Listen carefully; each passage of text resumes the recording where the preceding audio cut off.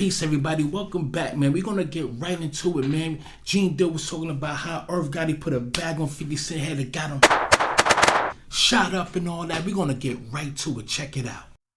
I don't know who was behind it.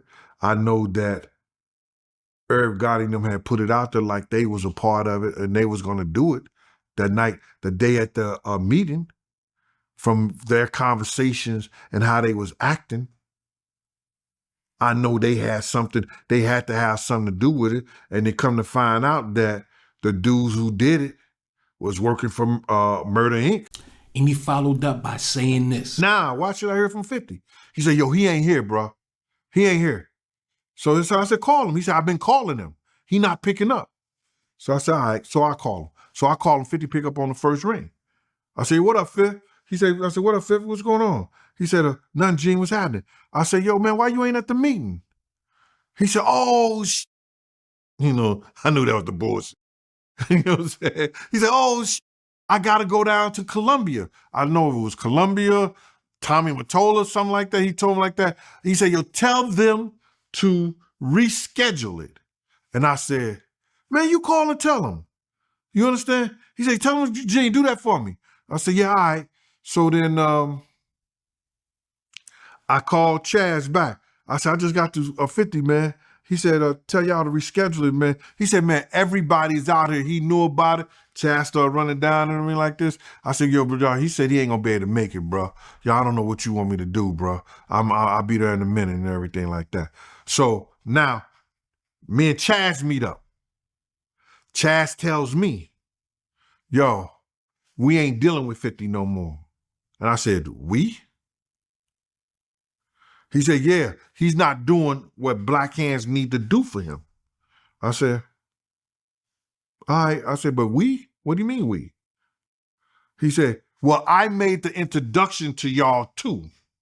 So, and you're part of black hands and everything like that. I'm just letting you know what we're not doing. Well, I said, yo, Chaz, I'm my own man. You know, I make those decisions for myself. You know what I'm saying? Because at that meeting that 50 didn't show up with,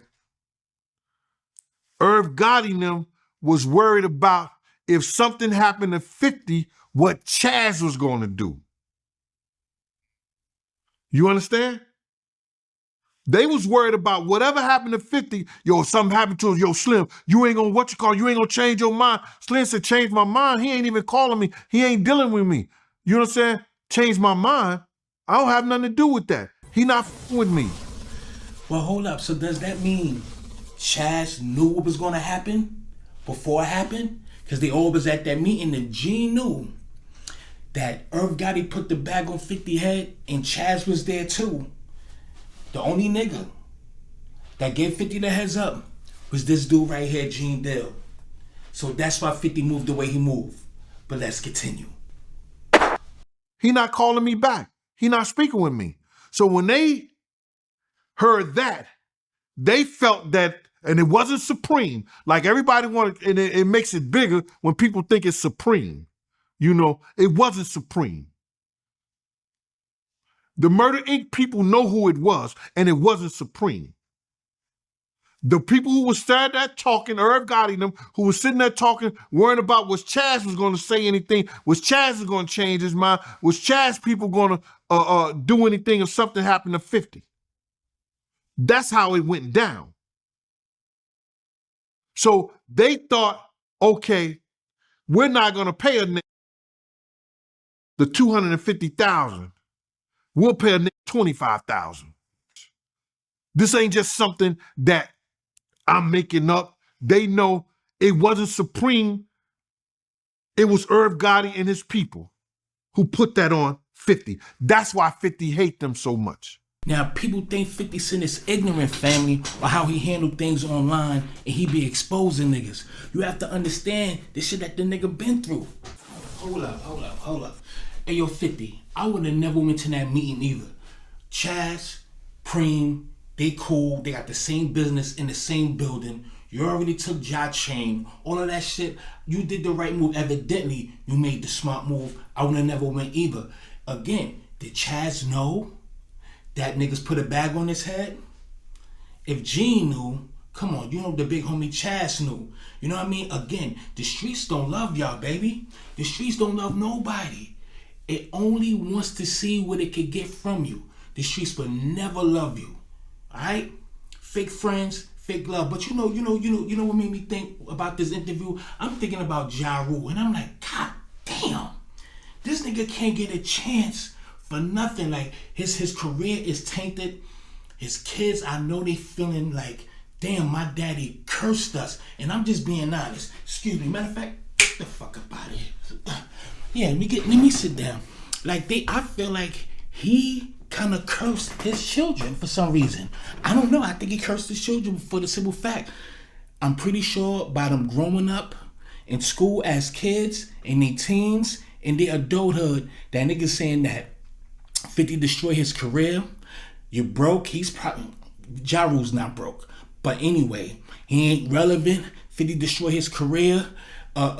He's pussy.